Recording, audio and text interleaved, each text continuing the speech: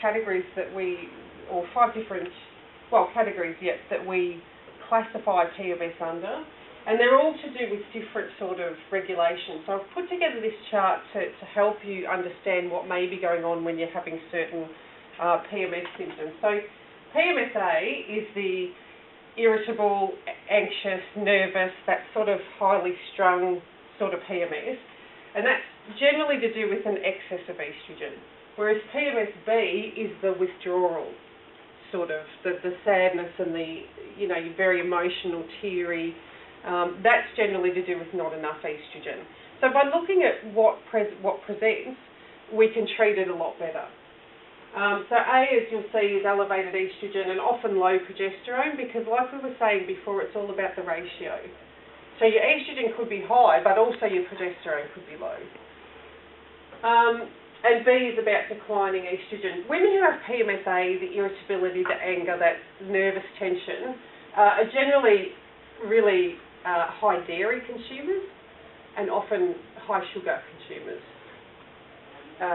So the way you treat it is firstly to look at the stress response, which we'll talk a bit later about, but looking at supporting the nervous system, so relaxation, exercise, that sort of thing. If you do have PMS symptoms, the best thing you can do is get off sugar and saturated fat from day 14 onwards, or the minute you find yourself ovulating. Just really pay attention and be conscious of what's going on over the next few days, because if you eliminate sugar and saturated fats over that second half, things can improve significantly.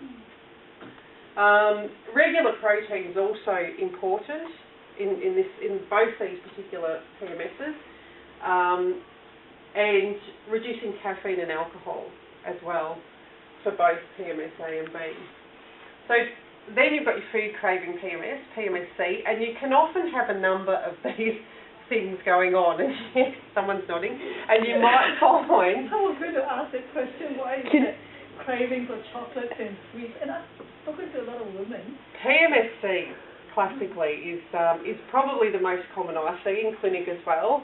Magnesium is fantastic for PMSC. It's often due to magnesium deficiency. So signs of magnesium deficiency are muscle twitching and muscle spasms and cramping and twitching of the eyelid, and those sort of things may alert you to the fact that you might have a magnesium deficiency.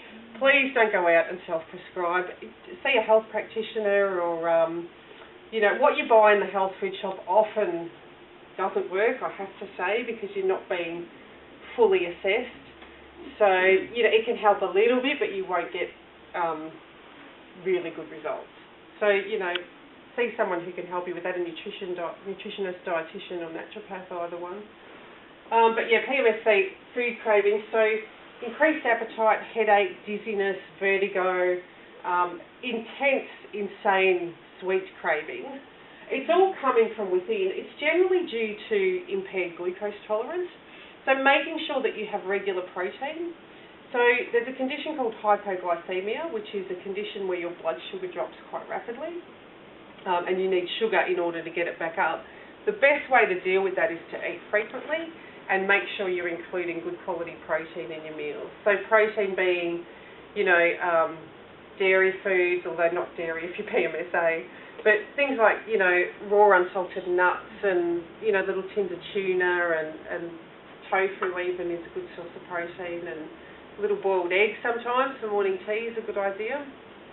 So I also quite like protein shakes as well. I think they're easy, convenient. If you get one that tastes good, they're fantastic, convenient, and they help this condition enormously. So yeah, a hypoglycemic diet, like we were just talking about.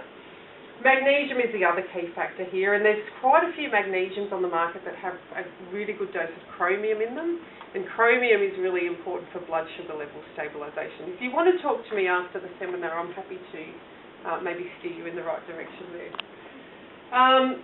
These are sort of like the cravings. There's a little sort of theory that if you're craving fats, it's to do with liver dysfunction. If you're craving chocolate, it's more to do with the pancreas, which is the blood sugar issue. Chocolate can also be a sign of magnesium deficiency, craving chocolate.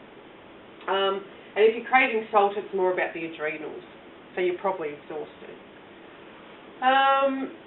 PMS with pain, so a lot of people get a lot of pain symptoms with PMS. This is generally due to prostaglandin inhibition, and prostaglandins is what we keep under control with things like naprogesic. So if they work for you, it's generally going to be a PGE imbalance. Magnesium, fantastic again. Essential fatty acids are probably one of the best things for prostaglandin imbalance. It's like your natural naprogesic. So, making sure you get lots of fresh fish in your diet. Fish oils are good, although I don't advocate taking, 6 a day of, 200 for $13. I don't know what fish or where scares me slightly.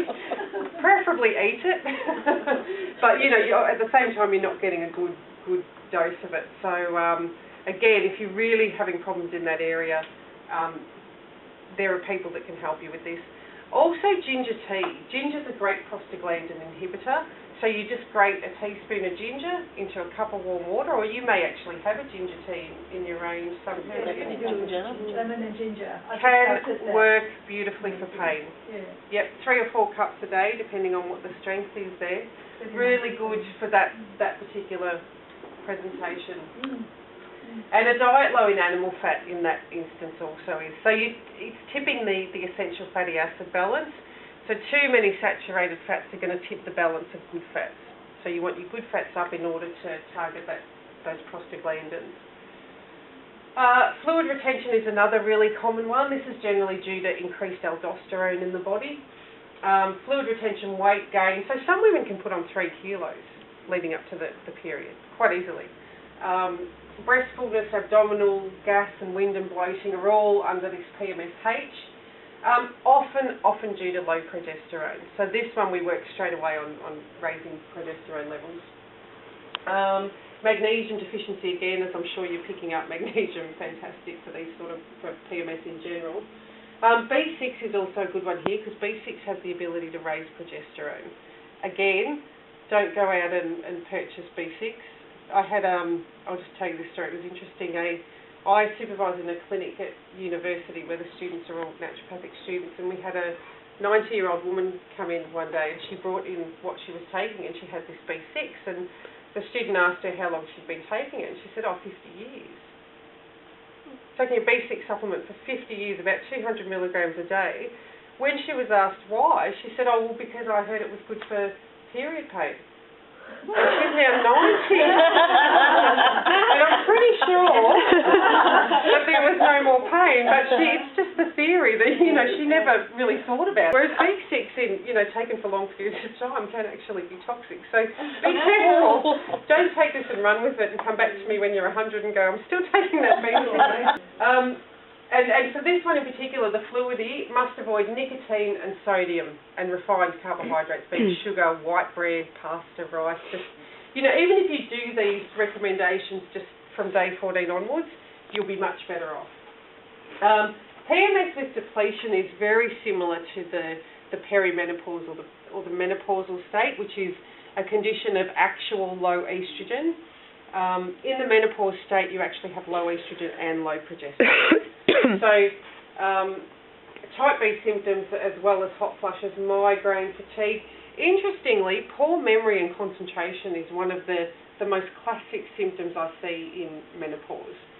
So it's not so for some women it's not the hot flushes, it's the can't concentrate, forgetting things, and that can be really distressing in itself. Poor word finding as well. Often when women get to this stage, or low estrogen or menopause, they're exhausted. They've been running on empty for 50 years, looking after everyone but themselves, and they get to this state and exhaustion sets in. And often hot flushes are a sign of adrenal exhaustion, particularly if they're at night.